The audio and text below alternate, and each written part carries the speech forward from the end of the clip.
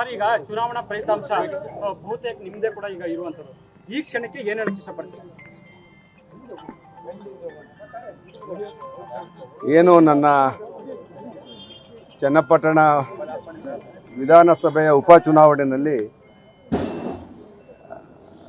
ನನ್ನ ಗೆಲುವು ನಿರೀಕ್ಷೆ ಮಾಡಿದ್ವಿ. ಮಾನ್ಯ ಮುಖ್ಯಮಂತ್ರಿಗಳಿಗೆ ಮತ್ತು ಉಪಮುಖ್ಯಮಂತ್ರಿಗಳಿಗೆ ನಾನು 30,000 ಅಂತರದಲ್ಲಿ ಗೆಲ್ತೀನಿ ಅಂತೇಳಿ ಹೋಗಿ ಮಾಹಿತಿ ಕೊಟ್ಟು ಬಂದಿದ್ದೆ. ಇಬ್ಬರಿಗೂ ಕೂಡ ಮಾತಾಡಿಸಿ ನಾನು ಮಾಹಿತಿ ಕೊಟ್ಟು ಬಂದಿದ್ದೆ. ನನ್ನ ನಿರೀಕ್ಷೆಗೆ ಹತ್ತಿರವಾದಂಥ ಗೆಲುವು. 1,000-2,000 ಹೆಚ್ಚು ಕಡಿಮೆ ಆಗ್ಬೋದು. ಒಂದು, ಈ ಚುನಾವಣೆ JDS ಅಸ್ತಿತ್ವದ ಚುನಾವಣೆ. ಅವರು ತಮ್ಮ ಅಸ್ತಿತ್ವಕ್ಕೋಸ್ಕರ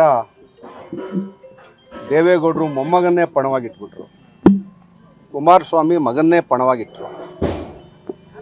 ಆದರೆ ಈ ಚುನಾವಣೆಯಲ್ಲಿ ನಿಖಿಲ್ ಕುಮಾರಸ್ವಾಮಿ ಸೋಲುವುದರ ಮುಖಾಂತರ ಆ ಪಕ್ಷ ಅಂತಿಮ ದಿನಗಳನ್ನು ಎಣಿಸ್ತಾ ಇದೆ ಅಂತ ಹೇಳಲಿಕ್ಕೆ ನಾನು ಘಂಟಾಘೋಷವಾಗಿ ಹೇಳಕ್ಕೆ ಇಷ್ಟಪಡ್ತೀನಿ. ದೇವೇಗೌಡರು ಅವರ ರಾಜಕೀಯ ಜೀವನದಲ್ಲಿ ಈ ಒಂದು ಸಂಧ್ಯಾ ಕಾಲದಲ್ಲಿ ಮೊಮ್ಮಗನ್ನ ಗೆಲ್ಸ್ಕೊಂಬರ್ತೀನಿ ಅಂತೇಳಿ ತೊಡೆ ತಟ್ಟಿ ಅವರು ಸಪ್ತ ಮಾಡಿದ್ರು. ನಾನು ಮೊದಲೇ ಹೇಳಿದ್ದೆ, ದೇವೇಗೌಡರು ಒಂದು ದೈತ್ಯ ಶಕ್ತಿ ಅಂತೇಳಿ. ವಯಸ್ಸಿನ ಸಹಜ ಪ್ರಕೃತಿ ನಿಯಮದ ಪ್ರಕಾರ ದೇವೇಗೌಡರನ್ನ ಇವತ್ತು ನಮ್ಮ ಜನ ತಿರಸ್ಕಾರ ಮಾಡಿದ್ದಾರೆ. ಅವರ ಈ ಹೋರಾಟದಲ್ಲಿ ಸಾಮಾಜಿಕ ಕಳಕಳಿ ಇರಲಿಲ್ಲ, ಸ್ವಾರ್ಥ ಇತ್ತು. ವಂಶ ಪಾರಂಪರ್ಯರ ಆಡಳಿತವನ್ನು ಮುಂದುವರಿಸಬೇಕು ಅಂತೇಳಿ ಅವರ ಏನು ಒಂದು ಅಂತರಂಗದಲ್ಲಿ ಕೂಗಿತ್ತಲ್ಲ, ಅದಕ್ಕೆ ಜನ ಇವತ್ತು ಗೌರವ ಕೊಡಲಿಲ್ಲ.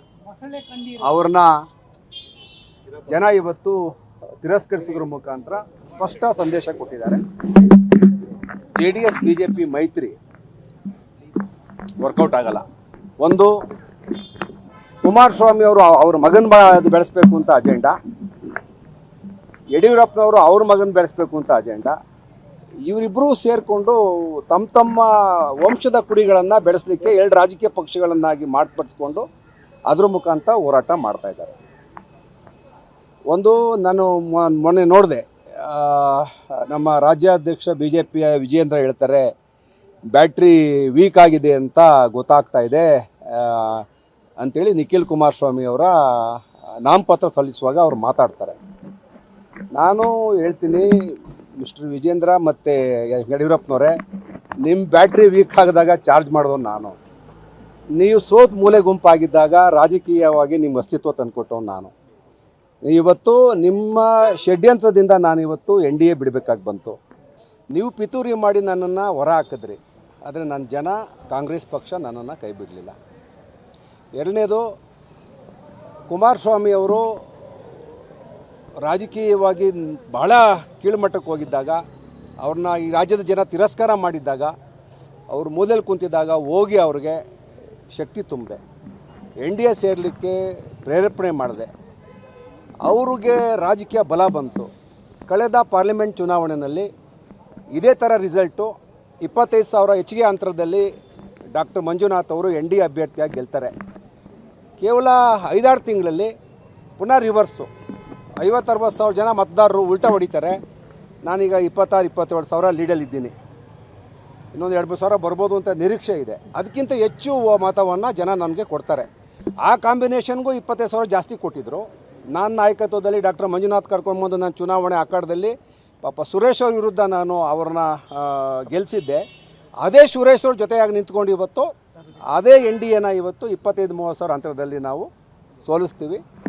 ಇವತ್ತು ಹಳೆ ಮೈಸೂರು ಭಾಗದಲ್ಲಿ DK ಶಿವಕುಮಾರ್ ಅವರ ನಾಯಕತ್ವವನ್ನು ನಮ್ಮ ಜನ ಒಪ್ಕೊಂಡಿದ್ದಾರೆ. ಮತ್ತು ಒಕ್ಕಲಿಗ ನಾಯಕತ್ವವನ್ನು ದೇವೇಗೌಡರ ಕುಟುಂಬದಿಂದ ಕಿತ್ಕೊಳ್ತಾ ಇದ್ದಾರೆ. ದೇವೇಗೌಡರು ಕೂಡ ಗೌರವಯುತವಾಗಿ ಇದರಿಂದ ನಿರ್ಗಮನ ಮಾಡಬೇಕು, ಅವರು ವಿಶ್ರಾಂತ ಜೀವನವನ್ನು ಮಾಡಬೇಕು, ಪದೇ ಪದೇ ಬಂದು ಜನಗಳನ್ನು ದಿಕ್ಕು ತಪ್ಪಿಸಬಾರ್ದು. ಇದೊಂದು ಸ್ಪಷ್ಟ ಸಂದೇಶ ಅಂತ ಹೇಳ್ತಾ, ಈ ಒಂದು ಸಂದರ್ಭದಲ್ಲಿ ಕಾಂಗ್ರೆಸ್ ಪಕ್ಷ, ಮಾನ್ಯ ಮುಖ್ಯಮಂತ್ರಿ ಸಿದ್ದರಾಮಯ್ಯನವರು, ಉಪಮುಖ್ಯಮಂತ್ರಿ ಡಿ ಕೆ ಶಿವಕುಮಾರ್ ಅವರು, ಡಿ ಕೆ ಸುರೇಶ್ ಮತ್ತು ಎಲ್ಲ ಮಂತ್ರಿಮಂಡಲದ ಸಹೋದ್ಯೋಗಿಗಳು ನನ್ನ ಜೊತೆಯಲ್ಲಿ ನಿಂತ್ಕೊಂಡ್ರು. ನಾನು ಮೊದಲೇ ಹೇಳಿದೆ, ಇದೊಂದು ರೀತಿ ನನಗೆ ಪ್ರತಿ ಚುನಾವಣೆ IPL ಮ್ಯಾಚ್ ಥರ ಅಂತ. ಈ ಟೀಮಿಂದ ಆ ಟೀಮ್ಗೆ ಹೋಗೋದು, ಆ ಟೀಮಿಂದ ಈ ಟೀಮ್ಗೆ ಹೋಗೋದು, ನಾನು ಯಾವ ಟೀಮಲ್ಲಿ ಇರ್ತೀನಿ ಆ ಟೀಮನ್ನು ಗೆಲ್ಲಿಸೋದು.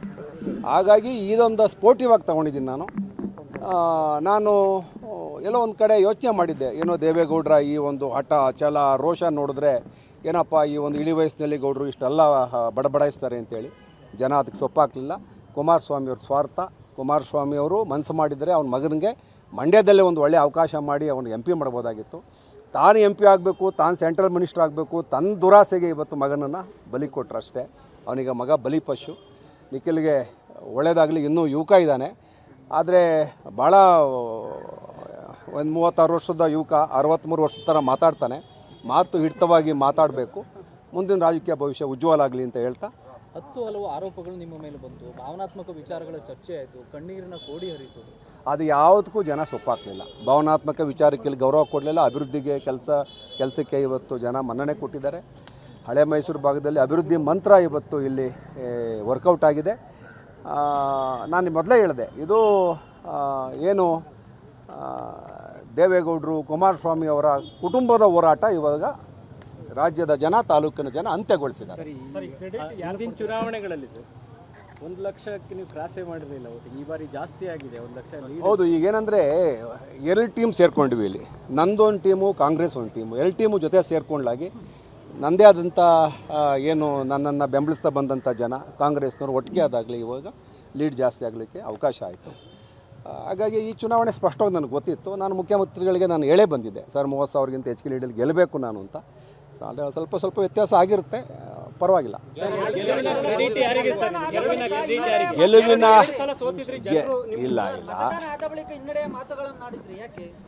ಅದು ಅದರ ಉದ್ದೇಶ ಏನಿತ್ತು ಅಂತ ಅಂದರೆ, ಅಲ್ಲಿ ನಡೆದಂಥ ಘಟನಾವಳಿಗಳು ಮಾಡ್ದಂಗೆ ಎಮೋಷನಲ್ಲಿ ದೇವೇಗೌಡರು ಮಾಡಿದಂಥ ಭಾಷಣ, ಸುದೀರ್ಘವಾಗಿ ಅವರು 1 ವಾರ ಹಳ್ಳಿಗೆ ತಿರುಗಿದಂಥದ್ದು, ಕುಮಾರಸ್ವಾಮಿ ಅವರು, ನಿಖಿಲ್ ಕುಮಾರಸ್ವಾಮಿ ಅವರು, ಈ ಕುಟುಂಬ ಅದು ಹೋರಾಟದ ಪ್ರಶ್ನೆ ವಿಚಾರ.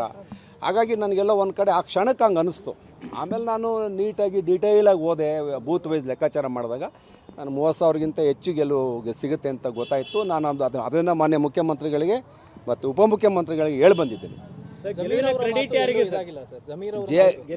ಏನಾಗಲಿಲ್ಲ, ಅಂಥ ಪರಿಣಾಮ ಬೀರಲಿಲ್ಲ. ಈಗ ಗೆದ್ದಾಗಿರೋದ್ರಿಂದ ಜಮೀರವರ ಮಾತು ಇಲ್ಲಿ ಏನು ಮುಖ್ಯ ಆಗಲ್ಲ.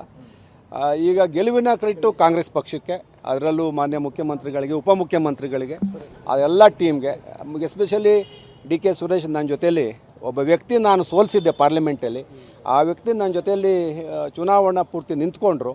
ಹಾಗಾಗಿ ಇದೊಂದು ರೀತಿಯ ಸಂಘಟಿತವಾದಂಥ ಹೋರಾಟ.